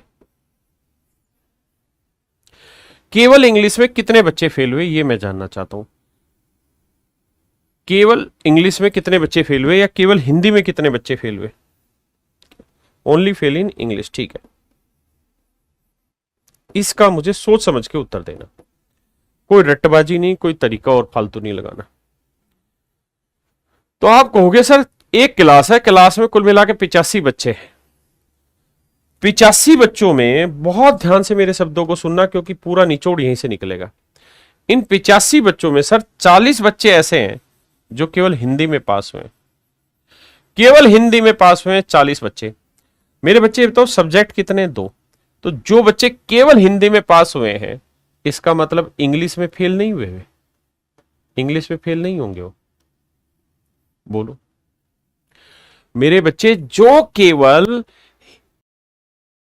हिंदी में पास हुए हैं, क्या इसका मतलब ये नहीं कि वो केवल इंग्लिश में फेल हुए। भाई 2 सब्जेक्ट है, हिंदी और इंग्लिश। सवाल में कह रहा है कि 40 बच्चे ऐसे हैं जो हिंदी में पास हुए, केवल हिंदी में पास हुए 40 बच्चे, यानी 2 सब्जेक्ट थे हिंदी और इंग्लिश, इसमें 40 ऐसे जो केवल हिंदी में पास हुए यानी इंग्लिश में पास नहीं हुए। इंग्लिश में पास नहीं हुए का मतलब यही तो हुआ कि केवल इंग्लिश में कितने फेल हुए, 40। नहीं, आप यस या नो में कमेंट करके बताओ मेरी बात समझे नहीं समझे। भाई ये 2 उंगलियां आपके पास है, एक हिंदी एक इंग्लिश। हाँ जी, मेरी बात समझ रहे। मैं कह रहा हूं कि केवल हिंदी में फेल होने वाले बच्चे 40 हैं, तो जो बच्चे केवल हिंदी में फेल हुए हैं, केवल केवल केवल केवल हिंदी में फेल हुए हैं, इसका मतलब वो दूसरे सब्जेक्ट में पास हुए होंगे। दूसरा सब्जेक्ट क्या है, इंग्लिश। तो इसका मतलब केवल हिंदी में फेल होने वाले केवल इंग्लिश में पास होने वाले ही, या मैं कहूं कि केवल हिंदी में पास होने वाले, यानी 2 सब्जेक्ट है केवल इंग्लिश, सॉरी 2 सब्जेक्ट है केवल हिंदी में ही पास हुए, तो इसका मतलब इंग्लिश में फेल हुए। तो केवल हिंदी में पास होना मतलब ये बच्चे केवल हिंदी में ही पास हो पाए, इंग्लिश में फेल हुए। तो मेरे बच्चों मैं आपको ये कहना चाह रहा हूं अगर 2 सब्जेक्ट हैं तो जो नंबर ओनली पास इन हिंदी होगा ना वही ओनली फेल इन इंग्लिश हो, और ओनली पास इन इंग्लिश जो होगा ना वो वही होगा जो ओनली फेल इन हिंदी होगा। फेल इन हिंदी, देखिए शब्दों का जंजाल है, जितना प्यार से समझो उतना बेटर। बार बार लैंग्वेज को देखो। अब कमेंट करके बताओ कितने बच्चे इस बात से सहमत हैं, जल्दी से। Very good. यानी 2 ही चीजें हैं भाई, मैं ऐसे कहूं कि ये आइसक्रीम है,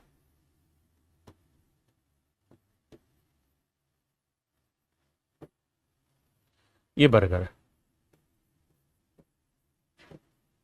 बहुत ध्यान से समझना, ये आइसक्रीम है, ये बर्गर है। 20 बच्चे जिन्होंने केवल आइसक्रीम खाई है, 10 बच्चे ऐसे हैं जिन्होंने दोनों खाए हैं, और 30 बच्चे ऐसे हैं या 15 बच्चे ऐसे हैं जिन्होंने केवल बर्गर खाए। तो मेरे बच्चे ये बताओ कितने ऐसे बच्चे हैं जिन्होंने बर्गर नहीं खाया, कितने। तुम गाली बक देते हो कमेंट में, समझते हो नहीं, कितने बच्चे बच्चों ने बर्गर नहीं खाया, बर्गर नहीं खाया, नहीं खाया। तो ढक्कनो, एक बात बताओ, मूर्ख हो क्या तो कमेंट मार रहे हो मुझे?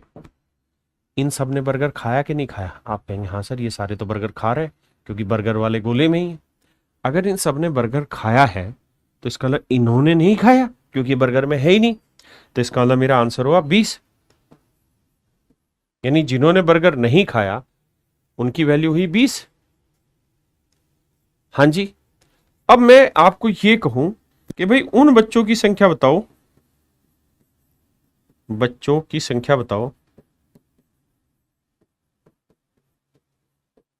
क्या बताओ, जिन्होंने ने केवल आइसक्रीम चूसी। बताओ।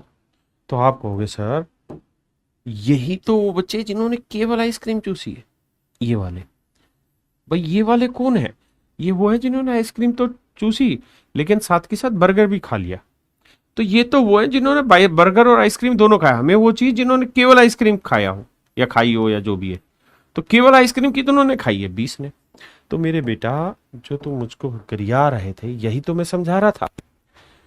अब मैंने तुम्हें आइसक्रीम और बर्गर खिला दिया तो तुम्हें समझ में आ गया। वैसे तुम हराम खा मोटा अनाज खा रहे हो। अरे भाई जिन्होंने बर्गर नहीं खाया, केवल उन बच्चों ने जिन्होंने बर्गर नहीं खाया। तो 20 बच्चे ऐसे थे जिन्होंने बर्गर नहीं खाया। ये वही है जिन्होंने केवल आइसक्रीम खाई थी। यही मैं यहाँ पे ढक्कनों समझाने की कोशिश कर रहा था अनपढ़ों कि केवल हिंदी में जो पास हुए इसका मतलब वो इंग्लिश में फेल हुए, और जो इंग्लिश में पास हुए इसका मतलब वो हिंदी में फेल हुए। बस यही बात मैं कह रहा था यार, और कुछ थोड़ी ज्ञान दे रहा था। अब इस सवाल को पढ़ो और इस सवाल का उत्तर दो। बहुत ही जबरदस्त सवाल है, मतलब देखते ही मजा आ जाएगा। सवाल ऐसा है, सवाल में कह रहा है एक परीक्षा में 80% छात्र गणित में पास हुए, 65% छात्र तर्क शक्ति में उत्तीर्ण हुए, 15% छात्र दोनों विषयों में अनुत्तीर्ण हुए। मान लिया यार पास हुए फेल हुए चलेगा। अब कह रहा है 150 student who passed only in maths, pass only in math. मैंने अभी समझाया कि अगर दो सब्जेक्ट है मैथ और इंग्लिश, है ना, मैथ और रीजनिंग, तो जो बच्चे केवल मैथ में पास हुए हैं वो फेल हुए होंगे इन reasoning, fail only in reasoning.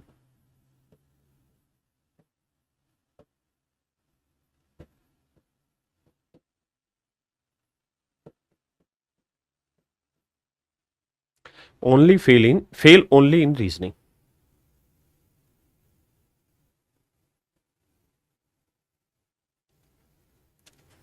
Fail only in reasoning. तो मेरे भाई इस बात को समझो, कनपट्टी के लगा दो कि जो बच्चे केवल मैथ में पास हो रहे हैं वही बच्चे तो केवल रीजनिंग में फेल हो रहे हैं, केवल रीजनिंग में फेल हो रहे हैं। और उसने आपसे यही तो पूछा है how many student fail only in reasoning. तो कितने बच्चे ऐसे हैं जो रीजनिंग में फेल हुए? तो 150 ही होगा। इसमें सोचना क्या है, 1 सेकंड का सवाल है। अब आप देख सकते हैं CHSL 2022 का एक क्वेश्चन है। बच्चों का दिमाग घूम गया होगा इस सवाल को, लेकिन आप विद्वान बच्चे हैं, समझदार बच्चे हैं, तो चुटकियों में सवाल क्रैक कर गए। अब मेरे बच्चों आते हैं 3 वालों पे। यहाँ कहानी 2 की थी।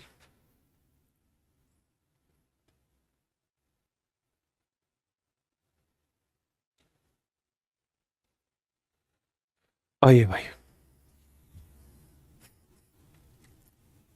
पहले एग्जाम्पल से समझा देता हूँ मतलब क्या होता है। देखो यार 3 चीजें होंगी इस बार। डाटा बदल देते हैं, गोलों का रंग बदलते हैं, रंग बदलती दुनिया में क्या तेरा है क्या मेरा। रंग बदलते हैं भाई।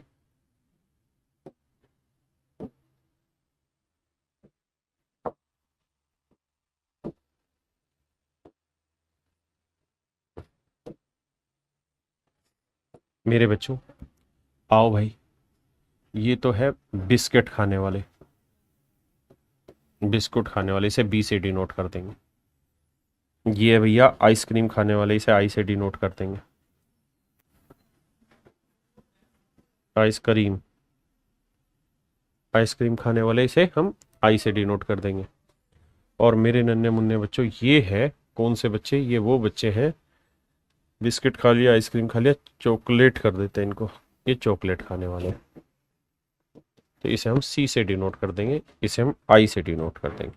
ठीक है, अब मैं आपसे ये कह रहा हूं कि जहां जहां मैं पेन चलाऊं उस हिस्से को बताना क्या क्या मतलब है। बताते रहना कमेंट में, मैं आंसर देता रहूंगा। मैं आपको कहूं कि मुझे बताइए ये जो डाटा है ये किसको रिप्रेजेंट कर रहा है, केवल इतना। तो आप कहेंगे सर ये रिप्रेजेंट कर रहा है, बिल्कुल ठीक, जिन्होंने केवल बिस्किट खाया है, क्योंकि बिस्किट तो इन सबने खाया है, लेकिन इसमें ये जो है ये ऐसे हैं जिन्होंने और भी कुछ खा लिया है ना। लेकिन ये वाला जो डाटा है, ये डाटा मेरे बच्चों ऐसा है जिन्होंने केवल और केवल केवल और केवल बिस्किट ही खाया, मेरे बच्चे ओनली बिस्किट के हैं डाटा। मेरे बच्चों मैं आपको कहूं कि मुझे ये बताइए ये बच्चे कौन है, अगर मैं ये कलर चला दूं तो ये पूरा सफेद रंग किसको रिप्रेजेंट कर रहा है। तो आप कहेंगे सर ये वो बच्चे जिन्होंने केवल चॉकलेट खाई है। और मेरे बच्चों ये बताइए ये बच्चे कौन से हैं फिर, ये बच्चे कौन से हैं। तो सर ये वो बच्चे हैं जिन्होंने केवल आइसक्रीम खाई है, ये वो बच्चे हैं सर जिन्होंने केवल आइसक्रीम खाई। बहुत सुंदर, तुम तो समझदार हो गए। तो अब मैं आपसे ये जानना चाह रहा हूं कि इन बच्चों की संख्या बताओ क्या है, ये बताओ, बोलो, जवाब दो। तो मेरे भाई एक बात समझो, बहुत प्यार से सुनना, ये कौन से बच्चे हैं। सर ये वो बच्चे हैं जिन्होंने बिस्किट भी खाया है, आइसक्रीम भी खाई है और चॉकलेट भी खा गए। क्यों, क्योंकि देखो ये वाला हिस्सा है चॉकलेट का, यहां से यहां तक का ये हिस्सा चॉकलेट का, ठीक है जी, बिल्कुल सही है। तो सर ये वाला हिस्सा है किसका, आइसक्रीम का, और ये वाला हिस्सा है सर बिस्किट का। तो ये वो बच्चे हैं जिन्होंने बिस्किट, चॉकलेट और आइसक्रीम खाए हैं। लेकिन अगर मैं आपसे कह दूं कि ये वाला हिस्सा बताओ कौन सा है, तो आप कहेंगे ये वो हिस्सा है जिसमें तीनों शामिल होते हैं, जिन्होंने बिस्किट, चॉकलेट, आइसक्रीम तीनों खाए। तो ये वो वाला हिस्सा है मेरे बच्चे, इसका नाम अगर मैं कुछ रख दूं, एक रख दूं, तो ये एक जो रिप्रेजेंट कर रहा है ना, ये बेसिकली रिप्रेजेंट कर रहा है उन बच्चों का जिन्होंने बिस्किट भी खाए हैं, चॉकलेट भी खाए हैं और आइसक्रीम भी खाई है। ये उनकी वैल्यू को रिप्रेजेंट कर रहा है। हाँ जी, ऐसे ही मेरे बच्चों अगर मैं आपको कहूं कि भाई मुझे ये वाली वैल्यू बताइए दो किसको रिप्रेजेंट कर रहा है, तो आप कहेंगे देखो सर ये तो वो बच्चे हो गए जिन्होंने बिस्किट भी खाए हैं, चॉकलेट भी खाए और आइसक्रीम भी खाए हैं। लेकिन अगर इसमें से मैं ये डाटा हटा के सिर्फ इतना ही रखूं, इतना ही रखूं, तो ये किसको रिप्रेजेंट कर रहा है। तो सर ये बेसिकली रिप्रेजेंट करेगा उन बच्चों को जिन्होंने only only biscuit intersection ice cream खाई है, जिन्होंने केवल बिस्किट और आइसक्रीम खाई है, ये दो को रिप्रेजेंट करेगा। क्या आप समझ पा रहे हैं भाई, समझने की कोशिश करना। मैं तुम्हें कहूं तुम सा हंसी देखा नहीं। अब मेरे बच्चों ये बताना ये जो डाटा है ये किसको रिप्रेजेंट करेगा। अगर इसका नंबर 3 डाल दूं तो ये 3 किसको रिप्रेजेंट करेगा। तो मेरे बच्चों ध्यान देना, 3 रिप्रेजेंट करेगा ओनली आइसक्रीम और चॉकलेट, आइसक्रीम और चॉकलेट। समझ गए, यानी ये 3 वो है जिन्होंने आइसक्रीम और चॉकलेट खाई है, बट क्या नहीं खाई है, बिस्किट नहीं खाए, क्योंकि ये लाल रंग या गुलाबी रंग जो है ये चॉकलेट में और आइसक्रीम में ही घूम रहा है। अब मेरे भाई मैं कहूं तुम्हें, मैं अगर कहूं तुम साहसी देखा नहीं, भैया जी ये 4 है। तब मुझे बता दो ये 4 कहां इस्तेमाल होगा, 4 कहां इस्तेमाल होगा। तो आप कहेंगे 4 इस्तेमाल होगा sir only biscuit and chocolate, biscuit and chocolate. अब मुझे बताइए कहानी आपको समझ में आई कि नहीं आई। हाँ है ना, केवल बिस्किट और चॉकलेट और कहीं यूज नहीं होगा। क्या आप मेरी बात समझ पाए, हाँ है ना। तो ये मेरे बच्चे इनके शब्दों के अर्थ हैं।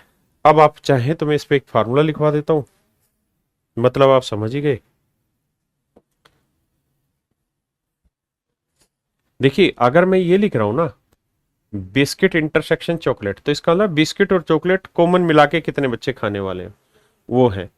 तो बिस्किट, इस शब्द को समझना, अगर मैं सिंपल ये कहूं कि बिस्किट और चॉकलेट का इंटरसेक्शन बताओ क्या होगा नंबर ऑफ स्टूडेंट, तो भैया बिस्किट है यहां, चॉकलेट है यहां, तो बाबू ध्यान ये दे देना, गड़बड़ झाले में मत फंस जाना, बिस्किट और चॉकलेट खाने वाले ही हैं ये सारे बच्चे, वो है जो बिस्किट भी खा रहे हैं और चॉकलेट भी खा रहे हैं, है ना, क्योंकि ये एक वाला भी ऐसा है जो बिस्किट भी खा रहा है चॉकलेट भी खा रहा है। तो इसका आंसर हो जाएगा 1 + 4। लेकिन अगर मैं कहूं कि ओनली बिस्किट और चॉकलेट, तो उसमें केवल 4 आएगा। ओनली में और टोटल में फर्क होता है, उस बात को समझना। अब मैं इसका एक शॉर्टकट लिखवा दे रहा हूं मेरे बच्चों, शॉर्टकट पे फोकस करिए। 3 चीजें होंगी, मान लो ए बी और सी, 3 चीजें, तो आपसे ऐसे में पूछेगा N A union B union C, कहेगा इसकी वैल्यू बताओ, तो N A N B N C minus N A union B, माफ करना ए इंटरसेक्शन बी, ये ओनली नहीं है, ओनली अलग होता है, N B intersection C, N C intersection A,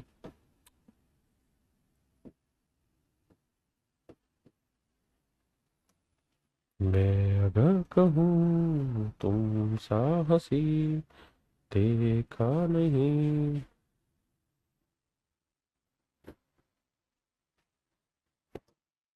और माइनस में रहता है मेरे बच्चे, यहां लिख देता हूं माइनस में, N A intersection B intersection सी,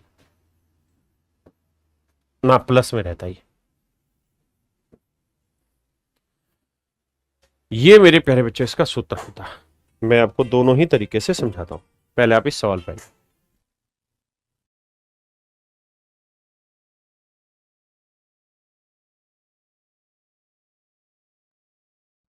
देखिए मेरे प्यारे बच्चों, अगर मैं इस सवाल को वेन डायग्राम से समझाने लगूं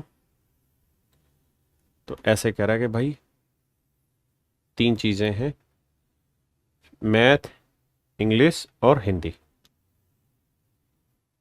ये 3 चीजें, मैथ हिंदी और इंग्लिश। अब जरा ध्यान से देखिए, कह रहा है 40% बच्चे मैथ में पास होते हैं, सॉरी फेल होते हैं मैथ में, 50% बच्चे इंग्लिश में फेल होते हैं, 30% बच्चे हिंदी में फेल होते हैं। अब इसके डाटा को फिट करते हैं।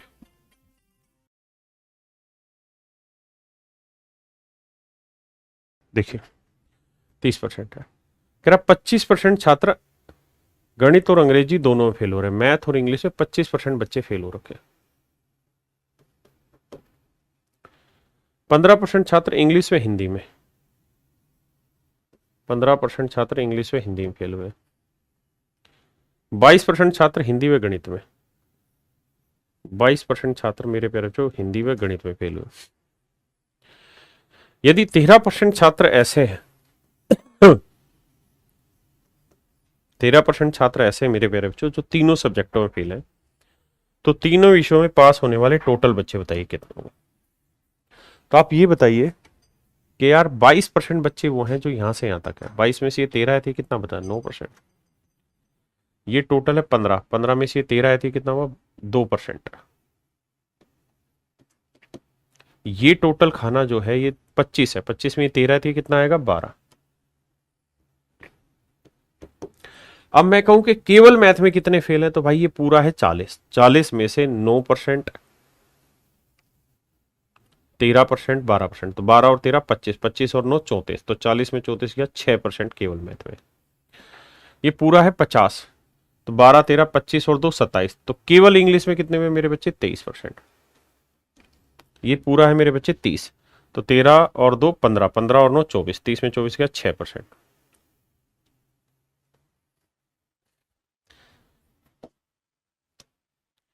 अब मेरे भाई केवल मैथ में कितने बच्चे पास हुए 6, केवल इंग्लिश में कितने पास हुए 23, और केवल हिंदी में पास कितने हुए 6। ये तो वो बच्चे हैं जो केवल एक सब्जेक्ट में पास हुए। अब मेरे प्यारे बच्चों, उन बच्चों की संख्या बताइए जो दो सब्जेक्ट में पास होंगे। 9%, 2%, 12%। 9%, 12%, 2%। अब मेरे बच्चे, उन बच्चों की संख्या बताइए जो तीनों सब्जेक्ट में पास हुए, तो वो है केवल 13%। अब इन्हें जोड़ेंगे तो भाई देखो, 6 और 3 9, 9 और 6 15, 15 और 9 24, 24 2 26, 26 2 28, 28 और 3 31 का 1 असल 3, 3 2 5 और 1 6 1 7। तो 71% बच्चे मेरे प्यारे बच्चों ऐसे हैं जो कुल मिला के फेल हुए। कुल मिला के फेल हुए। टोटल बच्चों की संख्या हमने निकाल दी मेरे बच्चे रोहित, मदान, मोहम्मद, सैफाली। तो मेरे बच्चे कुल मिला के 71% बच्चे ऐसे जो कुल मिला के फेल हुए किसी भी तरीके से। तो बाकी बच्चे कौन से हुए जो पास हुए? तो 100% में से मेरे नन्हे मुन्ने बच्चों 71% हटा दोगे तो आया 20, है ना, 29%। तो 29% बच्चे वो होंगे जो तीनों विषयों में पास हुए। एक तो तरीका है ये, ठीक है, बहुत सुंदर। दूसरा तरीका है मेरे बच्चे फार्मूले वाला। अब बात करते हैं फार्मूले वाले से। फार्मूले से इस सवाल को कैसे सोल्व किया जाए।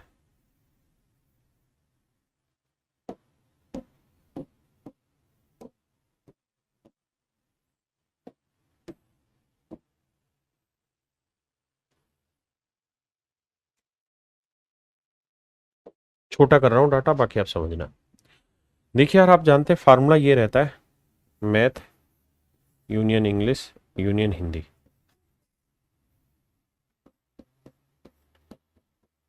मैथ, इंग्लिश, हिंदी, मैथ,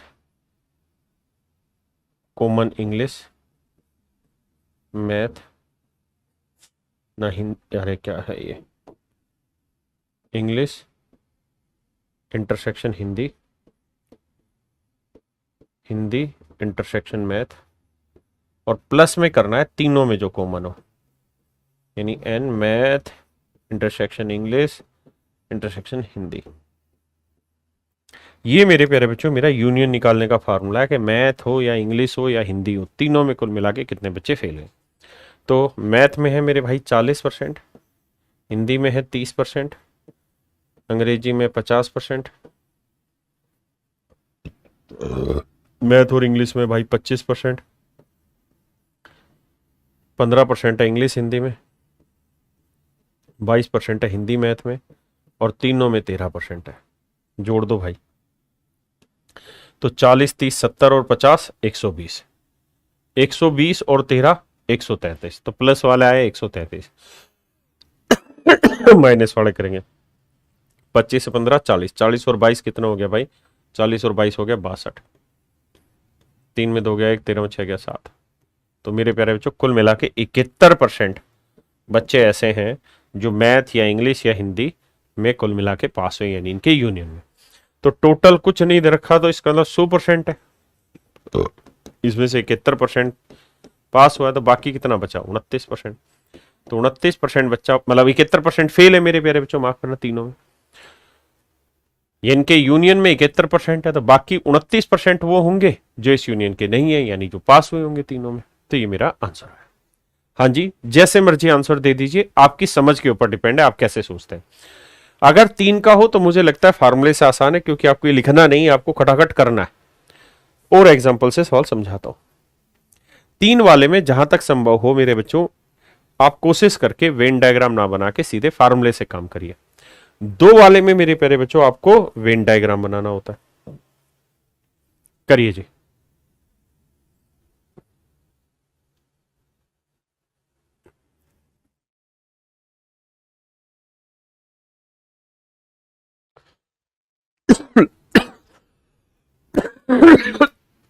आइए भाई, देखिए यार, 20% बच्चे मैथ में फेल हुए, लिखो भाई। 15% इंग्लिश में फेल हुए, 25% बच्चे हिंदी में फेल हुए। कह रहा 5% मैथ और इंग्लिश में, 10% छात्र इंग्लिश और हिंदी में, 15% छात्र गणित और हिंदी में, और कह रहा है 2% छात्र तीनों विषयों में फेल हुए, तो तीनों वाला जोड़ देते हैं, बाकी जो कॉमन होते हैं वो घटा देते हैं। अब जोड़ के सेटल करेंगे, 20 15 25 40 और 20 60 और 2 ये 62। भाई 15 5 20 और 10 30, 30 घटाएंगे तो कितना बचा, 32। यानी 32% बच्चा ऐसा है जो यूनियन निकल के आया math English reasoning, math English Hindi का। अब कह रहा है भाई बाकी कितने ऐसे बच्चे जो तीनों विषयों में पास हुए, तो भाई टोटल 100% होता है, तो 100% में से 32% बच्चा ऐसा है, 32% ऐसा बच्चा है जो फेल हुआ है, तो बाकी कितने बचे, 68%। तो मेरे प्यारे बच्चों 68% बच्चा वो होगा जो तीनों सब्जेक्टों में पास हुआ, तीनों सब्जेक्टों में पास हुआ। मेरे भाइयों क्या आंसर होगा मेरे बच्चों, मेरे नन्हे मुन्ने प्यारे बच्चों, 68%। CGMA 2020 का क्वेश्चन। तो इसमें आप वेन डायग्राम ना लगा के सीधे सीधे फार्मूले से करिए। देखिए मेरे बच्चे, सवाल में कह रहा है in an examination 80% of student pass, 70% in Hindi, 15% fail in both the subject. यहां ध्यान से देखोगे तो फेल वाली कहानी है, यहां ध्यान से देखोगे तो पास वाली कहानी। तो मैं ये कह रहा हूं, और मेरी खुद की इच्छा हमेशा ही रहती है कि मैं वेन डायग्राम से मन ही मन में चीजें ब्रेक करूं। भाई एक हिंदी है और एक इंग्लिश है, तो 85% बच्चे अगर इंग्लिश में पास हुए हैं या 80% बच्चे इंग्लिश में पास हुए हैं, तो इसका मतलब मेरे बच्चे फेल कितने हुए, 20%। हिंदी में अगर 70% बच्चे पास हैं तो फेल हुए होंगे 30%। मैं फेल पे इसलिए ले गया क्योंकि मेरे पास कंबाइंड जो दोनों का दे रखा है वो फेल का दे रखा है, और मुझसे जो पूछा हुआ है वो भी फेल का पूछा हुआ है। तो 15% बच्चे ऐसे हैं जो दोनों में फेल हुए। तो अब मैं आपसे ये जानना चाहता हूँ, केवल इंग्लिश में कितने फेल हुए, तो 20 में 15 आ गया 5। केवल हिंदी में कितने फेल हुए, 30 में 15 आ गया 15। अब सवाल में मुझसे ये पूछ रहा है कि यार कितने परसेंट बच्चे ऐसे हैं, what is the percentage of student who failed in only one subject, जो केवल एक सब्जेक्ट में फेल हुए हैं। तो 15 केवल हिंदी में, 5 केवल इंग्लिश में, यानी 20% बच्चे सर ऐसे हैं जो केवल और केवल एक ही सब्जेक्ट में फेल हुए हैं। ये सवाल है मेरे बच्चे सबसे लेटेस्ट CSAT 2024 का। अब आप समझ पाए होंगे कि लेवल कहाँ SSC में पूछता है और UPSC में कहाँ, लेकिन हमेशा ध्यान रखना लेवल फ्लक्चुएट कर सकता है, इसलिए हमें अच्छे से पकड़ चीजों पर होनी चाहिए। देखिए यार, कहता है किसी समूह में 15 आदमी, दो तरीके की चीजें करते हैं। कुछ लोग फ्रेंच पढ़ते हैं या फ्रेंच पढ़ सकते हैं, कुछ इंग्लिश पढ़ सकते हैं। 7 लोग ऐसे हैं जो फ्रेंच पढ़ते हैं, 8 लोग ऐसे हैं जो इंग्लिश पढ़ते हैं, 3 लोग ऐसे हैं जो दोनों भाषाओं में कोई भाषा नहीं पढ़ सकते हैं। तो 15 आदमी है, 15 में 3 हटा देंगे तो मेरे बच्चे भाई बचे कितने, 12। यानी 12 ही आदमी जो दोनों जगह पढ़ते हैं। बिल्कुल ठीक है।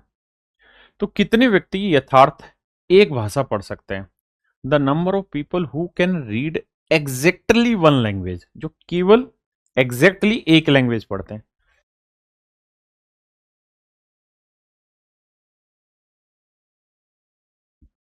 अब अगर ध्यान से देखोगे तो जो पढ़ने वाले बच्चे हैं वो हमारे पास हैं 12। यहां देखें तो 7 और 8 15, तो यहां हमारे हिसाब से 12 हैं बच्चे, और यहां बना रहा है 15, तो 15 में 12 गया 3, यानी 3 बच्चे ऐसे होंगे जो दोनों चीजें पढ़ रहे होंगे। उसी वजह से तो ये 15 बना, नहीं तो 12 होना चाहिए था। अब 7 में 3 गया 4 और 8 में 3 गया 5। इसका मतलब 4 बच्चे ऐसे हैं जो केवल फ्रेंच पढ़ते हैं, 5 बच्चे ऐसे हैं केवल इंग्लिश पढ़ते हैं। देखो टोटल बच्चे 4 3 7 और 5 12, और टोटल बच्चे 12 ही, क्योंकि 15 में 3 तो कुछ भी नहीं पढ़ते, है ना। और ये सारे पढ़ने वाले हैं, ये पढ़ने वाले, ये पढ़ने वाले। उसने पूछा केवल एक भाषा, तो 5 और 4 9, तो 9 ही ऐसे बच्चे मेरे बच्चे जो एक भाषा पढ़ते हैं। ये सवाल है CSAT 2019 का।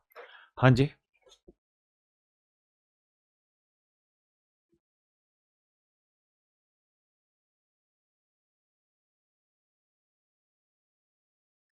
देखिए मेरे भाई, सवाल है यूपीएससी CSAT 2011 का। सवाल में कह रहा है यार 100 खिलाड़ी हैं, उन 100 खिलाड़ियों में कछु तो भैया खेल रहे हैं फुटबॉल, 30% खेल रहे हैं फुटबॉल, 60% भाई ऐसे हैं जो क्रिकेट खेलते हैं, 60% क्रिकेट खेलते हैं, और 10% लोग ऐसे हैं मेरे भाई जो ना क्रिकेट खेलते ना फुटबॉल खेलते हैं। हाँ जी। अब अब ये बताओ कि उन आदमियों की संख्या कितनी है जो कुछ ना कुछ खेलते हैं। तो आप कहोगे सर बड़ा आसान है, 30 और 60, 90, 90 में 10 गया 80, यानी 80% लोग ऐसे हैं जो इधर क्रिकेट खेलते हैं या फुटबॉल खेलते हैं, दोनों खेलते हैं। यानी 80% संख्या है जो कुछ ना कुछ खेलते हैं। अब मुझसे सवाल में पूछ रहा है, यार वो आदमी बताओ जो केवल क्रिकेट खेलते हैं या केवल फुटबॉल खेलते हैं ना, जो ना क्रिकेट खेलते ना फुटबॉल। तो टोटल 100% लोग थे, इसमें से 80% लोग वो हैं जो ना क्रिकेट खेलते ना फुटबॉल। तो 100 में से 80 क्या, 20%। नहीं, मैं गलत बोल रहा हूं। 100% टोटल लोग हैं, उसमें 80% ऐसे जो कुछ ना कुछ खेलते हैं, आइदर क्रिकेट और फुटबॉल और बॉथ। तो बाकी जो बच गए वो ऐसे होंगे जो कुछ भी नहीं खेलते। तो मेरे प्यारे बच्चों 20% लोग ऐसे हैं जो कुछ भी नहीं खेलते। ऑप्शन बी मेरा करेक्ट आंसर है।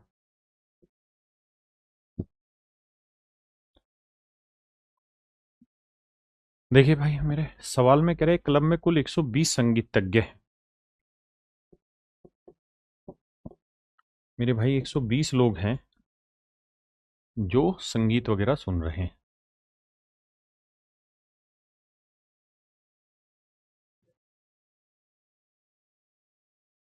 ठीक है जी। इन 120 में 5% लोग ऐसे हैं जो तीनों गेम बजा सकते हैं, मतलब तीनों चीजें बजा सकते हैं। तो 120 का मेरे बच्चे 5%, 12 पंजे 60, यानी 6 लोग ऐसे हैं मेरे बच्चे जो तीनों चीजें खेल सकते हैं, वायलिन, गिटार और बांसुरी। तो ये वायलिन हो गया, ये गिटार हो गया, और ये मेरे बच्चे बांसुरी। बहुत बढ़िया। अब कहता है it so happens that the number of musician who can play any two and only two, कहता है केवल कोई दो बजा सकते हैं। तो भैया ये वाला जो डाटा होगा, ये मान लो एक्स है, ये वाला डाटा वाई है, और ये वाला डाटा जेड है। तो ये एक्स वाई और जेड जो है ना, यही सच मायने में वो लोग हैं जो केवल और केवल दो चीजें बजा रहे हैं, और इनकी संख्या दर रखी 30। ठीक है जी। The number of musician who can play the guitar alone, और जो केवल गिटार बजा सकते हैं वो 40 है। 40 लोग केवल गिटार बजा सकते हैं। What is the total number of those who can play violin alone और फ्लूट अलोन। तो ऐसे कितने लोग हैं जो अकेले वायलिन बजा सकते हैं या फ्लूट बजा सकते हैं। तो जहां और वर्ड आ जाता है वहां हमें दोनों जोड़नी होती है।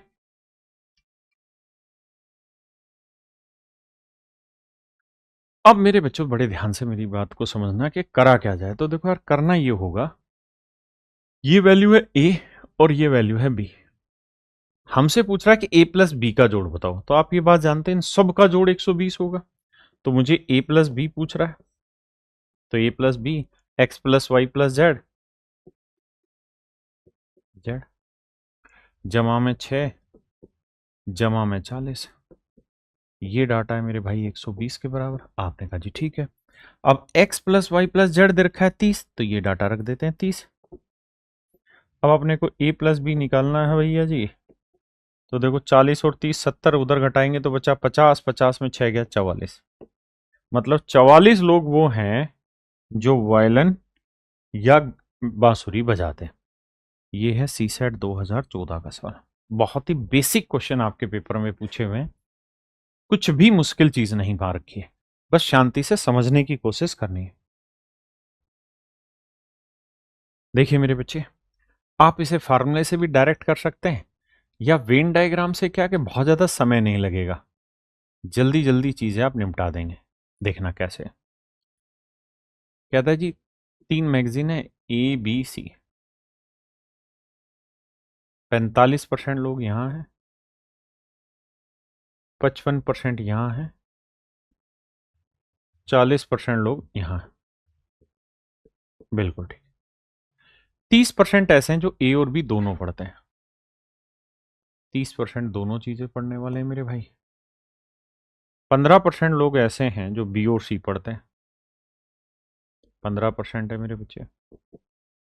25% लोग ऐसे हैं जो ए और सी पढ़ते हैं।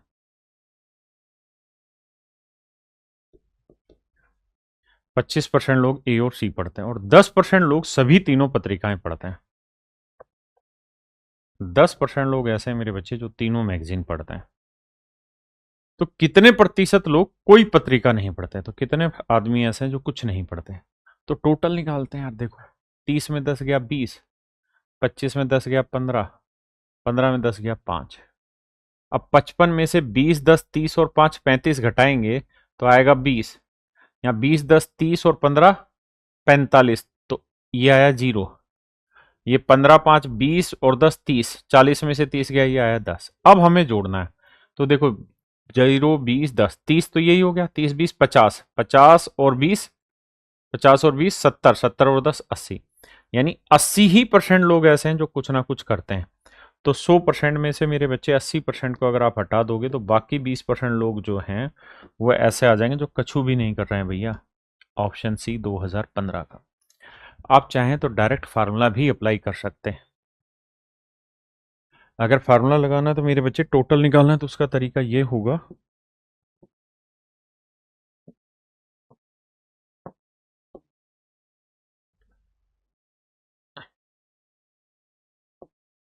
देखो भाई,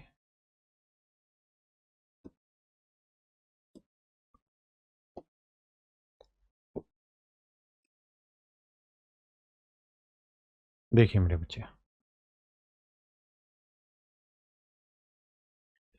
बच्चे ध्यान से मेरी बात को समझना। N A union B union C, ये रहता है एन ए यूनियन बी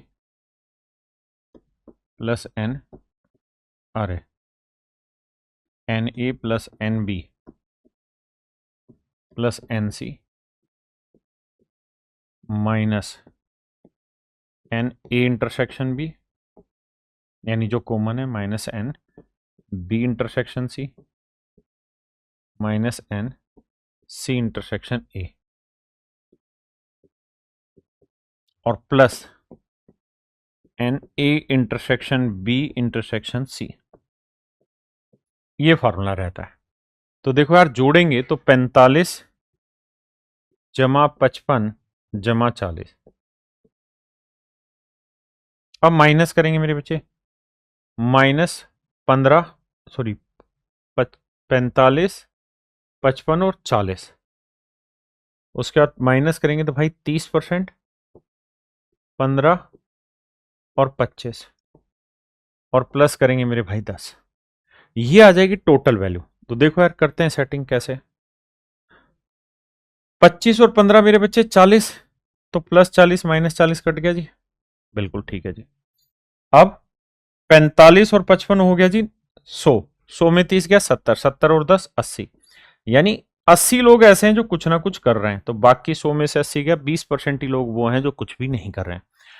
तो फार्मूले से क्या है, ये सवाल बहुत जल्दी से हो गया और आपको फार्मूला लिखने की जरूरत नहीं अगर आपने पहले से पढ़ा हुआ है तो। ठीक है जी।